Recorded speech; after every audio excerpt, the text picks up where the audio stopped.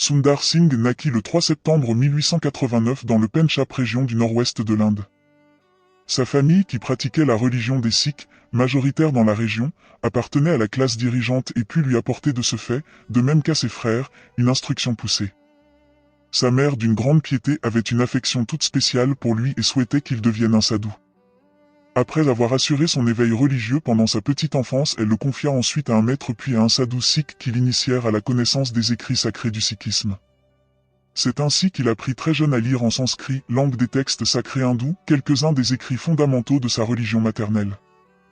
Mais à mesure qu'il grandissait, bien qu'il ne se souciât guère des jeux auxquels les enfants se dédient normalement, un grand vide apparut dans son cœur, que la religion de son peuple ne semblait pas pouvoir combler.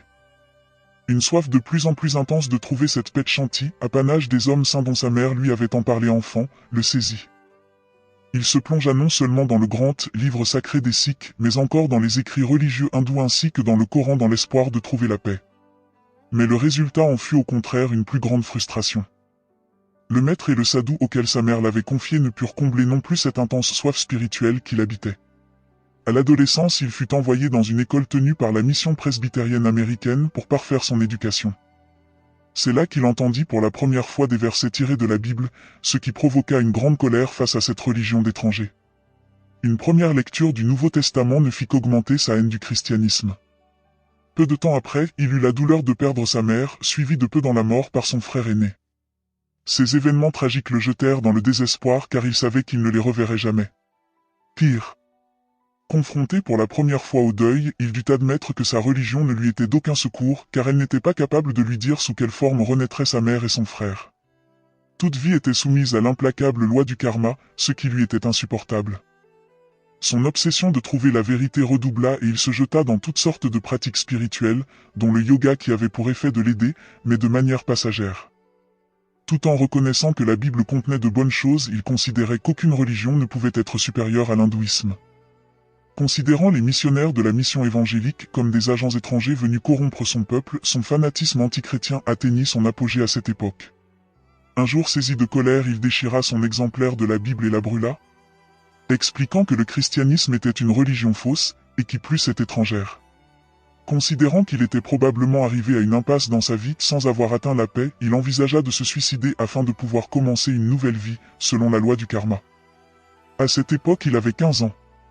Aussi, il décida que si la divinité ne se révélait pas à lui, il mettrait fin à ses jours en posant sa tête sur les rails au moment où passerait l'express de 5 heures du matin. Le 18 décembre 1904, levé à 3 heures, il prit un bain froid, puis commença à prier, implorant la divinité de se manifester. Il pria ainsi plus d'une heure espérant voir apparaître Krishna, Bouddha ou quelque autre saint de la religion hindoue sans résultat. Il redoubla d'efforts dans la prière et soudain une grande lueur illumina sa chambre. Croyant d'abord à un incendie, il ouvrit la porte avant de s'apercevoir qu'à l'extérieur il faisait encore nuit. Alors il se passa quelque chose que je n'avais jamais attendu. La chambre fut emplie d'une merveilleuse lumière qui prit la forme d'un globe et je vis un homme glorieux debout au centre de cette lumière. Ce n'était pas Bouddha, ni Krishna, c'était le Christ. Durant toute l'éternité, je n'oublierai pas sa face glorieuse si pleine d'amour, ni les quelques mots qu'il prononça, « Pourquoi me persécutes-tu ?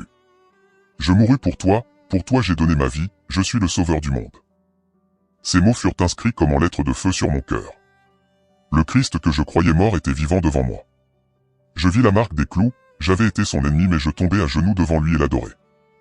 Là mon cœur fut empli d'une inexprimable joie et d'une paix merveilleuse, ma vie fut entièrement transformée, le vieux Sundar mourut et un nouveau Sundar Singh naquit, pour servir le Christ. Dès lors il décida de consacrer sa vie au Christ, provoquant ainsi la colère de sa famille qui le chassa pour avoir renié la tradition de ses ancêtres. Alors commençait sa vie de disciple itinérant. Il adopta pour la circonstance le genre de vie et le costume safran du sadhu, homme saint de la hiérarchie hindoue. Baptisé dans l'église anglicane le 3 septembre 1905, il consacra les premières années de son ministère à voyager en Inde, à travailler dans une léproserie et à faire des études de théologie. Il obtint une licence de prédicateur dans l'église anglicane. Mais refusant d'entrer dans un système d'église qu'il jugeait trop contraignant pour sa vocation, qui devint son principal champ d'activité. En 1918, il élargit son champ d'action en partant pour la Birmanie, Singapour, la Chine et le Japon. Il se rendit 2 fois en Occident. En 1920, il visita la Grande-Bretagne, les États-Unis ainsi que l'Australie. En 1922, Il vint de nouveau en Europe, Grande-Bretagne, France, Allemagne, Suisse. Dans tous ces pays, il tint des conférences d'évangélisation dans des églises de traditions différentes, il se rendit aussi en Terre Sainte. Revêtu de pauvreté et d'humilité, le Sadhu Sundar Singh partageait au fil de ses voyages l'immense richesse de sa vie intérieure et de sa communion avec Dieu. Il enseignait, encourageait, fortifiait ses auditoires avec une sagesse tout inspirée de son maître et riche en expériences personnelles extraordinaires. Il regagna ensuite l'Inde et le Tibet où les persécutions, la prison et la maladie ne le découragèrent pas. Parti de Sabattu, le 18 avril 1929 pour un dernier voyage d'évangélisation au Tibet, il ne reviendra pas. De nombreuses recherches seront faites, 2 missionnaires anglais suivront même sa trace jusqu'à un col de plus de 5000 mètres d'altitude, mais en vain. Le Sadhu Sundar Singh disparaissait ainsi à l'âge de 39 ans. Contemporain de Tagore et de Gandhi, qu'il a personnellement connu, le Sadhu nous laisse le témoignage d'une vie féconde entièrement consacrée à Dieu.